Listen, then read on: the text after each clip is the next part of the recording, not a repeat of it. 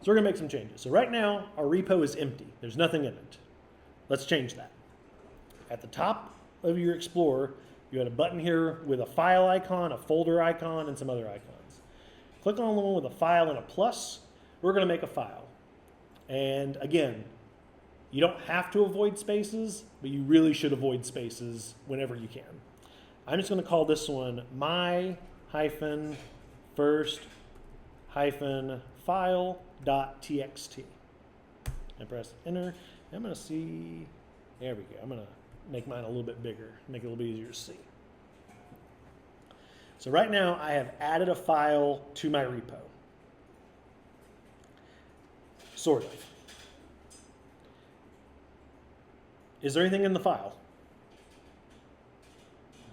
File's empty. But now there should be something in the repo. If you open up GitHub Desktop now, it's going to look different.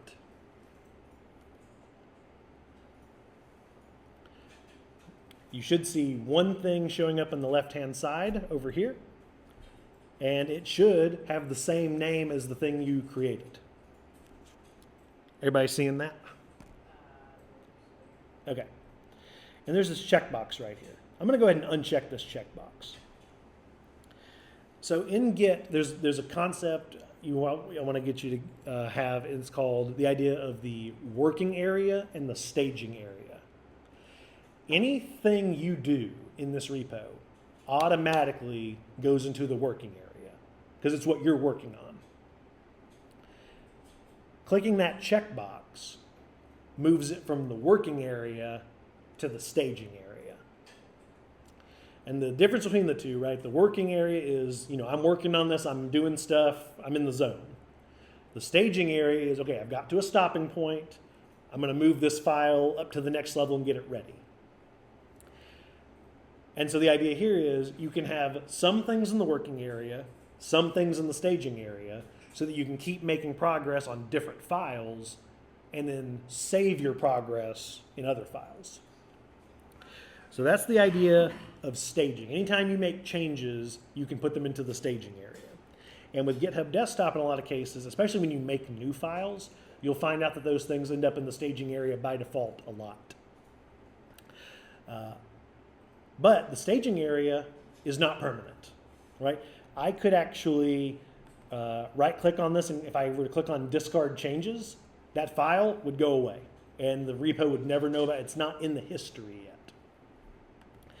The only way to put something into the history is with what's called a commit. And a commit takes everything in your staging area and says, hey, this is going in the permanent record.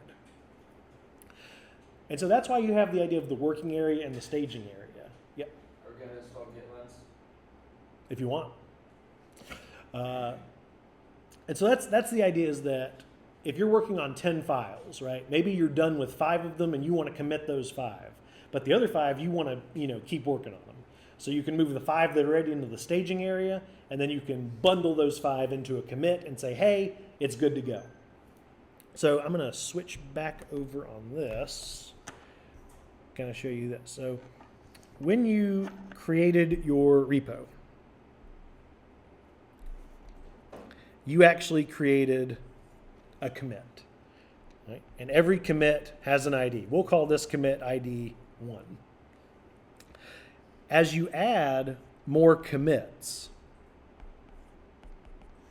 the history grows. Right? And so that later you can say, hey, I want to go see what the repo looked like at commit 3. Git lets you do that. And so one of the benefits of it, right, is maybe you introduced a bug. Maybe you messed something up real bad in commit number 5. Well, guess what? You can go right back to commit number 4, and then you can go back to work on commit 5 while you get rid of your broken code. And so that's the idea. Yeah. And it shows who does the commit, so you can see who made the changes, correct? Yep. And so one of the terms in Git, and it's a loaded term, but if you ever see the phrase git blame, they've since added new words, but git blame is kind of the default. It's just the command to see who did what. And we'll see some of that in a minute, but that's the idea. So yeah, go ahead. Does the check mark in symbolize that it is working on, or The check mark signalize staging area. Yep. So you go working area, staging area to a commit. So here is where personal preference and some debate might come up is what goes in a commit, right? How much stuff goes into a commit? Do I need to be committing every single thing I do, or do I need to save it all to the end and do one big commit? And the answer is probably neither. The way I work, and this is going to vary developer to developer, I like to work in kind of complete thoughts, right? When I get one thought done, like maybe it's working in 3 different files, but it's one piece of the puzzle. If I can bundle all that up into one commit, and then I can keep working from there. And so this is kind of a thing where you'll get in practice, you'll try things, what'll work for you. I'm going to advocate right now, don't do just one commit, and don't do one commit for every single line you change. The answer is going to be somewhere in the middle, and it is part of your journey finding out what that is for you. But for right now, we've created a file. We're going to commit this file so that we can get used to doing this. So I've got the file. It is checked. And then you have to give a message. The message should give some information, should be very quick. There's 2 parts on this screen. There's this little box and this big box. You never have to write anything in the big box if you don't want to. If you're doing something, you're like, oh man, I really need to explain this, use the big box. But for the little box, that's what has to be there. And notice, it actually pre-populates something for you. So if you like what it's got, if what it's got actually describes what you did, you can go with that. And so, create my first file. Yeah, that's what I did. That's a good name. And you can click on this blue button down here called Commit to Main. So you click blue, and it has created the commit. And that's all it does. Where is that commit?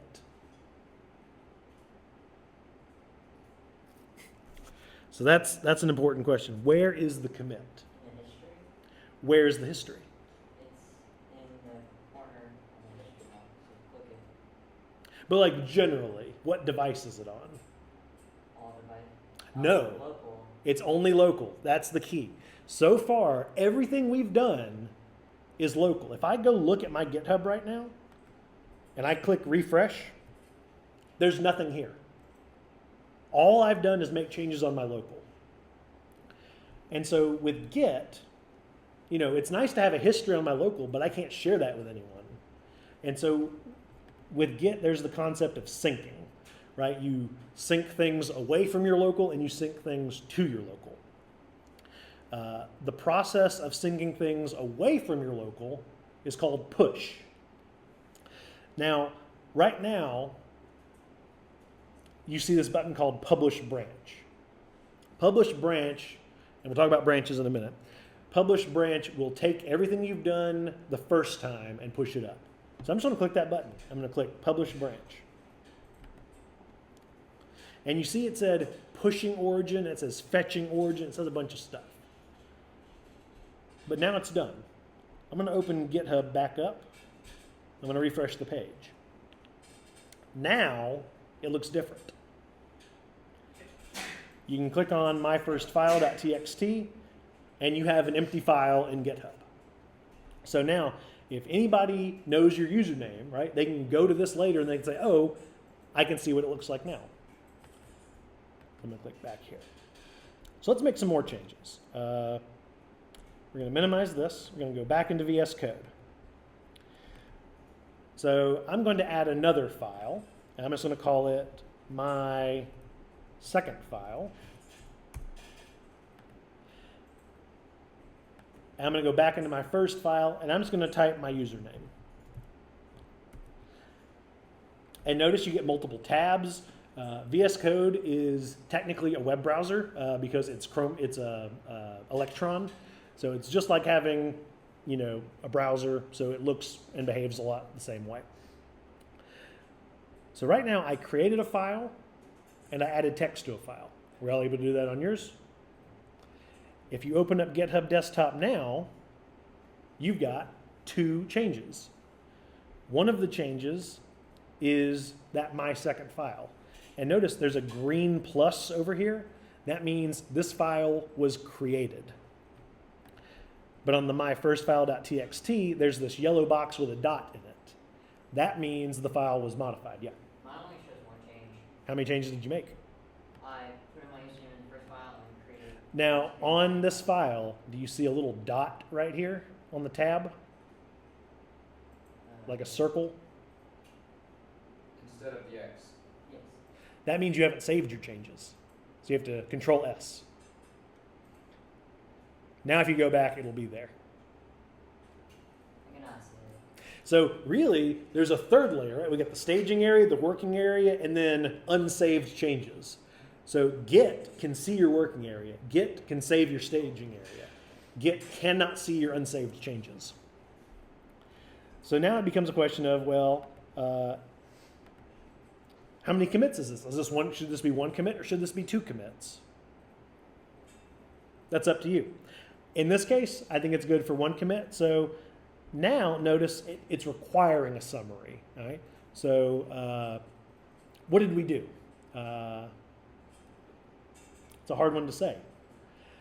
And if you find that it's hard to describe what you did very shortly, it probably needs to be multiple commits. But in this case, I am demonstrating changes because that's what we're doing. That is the purpose of this. I've got both files checked, so they will both go in the commit. And I click on commit to main. Now if I go into GitHub and I refresh it, what am I going to see? Both files and with the edit that you made. I only see one file. Oh, Because we didn't publish it yet. Say it again. That's because we didn't publish it yet. Yes. There's nothing here because I didn't do anything with it. And now you see a word here. It doesn't say publish anymore. It says push. So pushing is the process of getting your changes off of your local into the remote. So now if I click push origin, and if you do multiple commits, that one will change from a 1 to a 2 to a 3. So you can actually make a whole bunch of commits and then push them up at once. And if I publish that, and now I refresh the page, I can see, boom, 2 files. And if I click on my first file, I can see the text I added. But one nice thing here is if I were to click over here, see where it says 2 commits? If I were to click right here, and I were to click on this first commit, I can see the commit. More so, if I click on Browse Files, I get to see what the repo looked like at that time. So this is kind of a way to step through the history.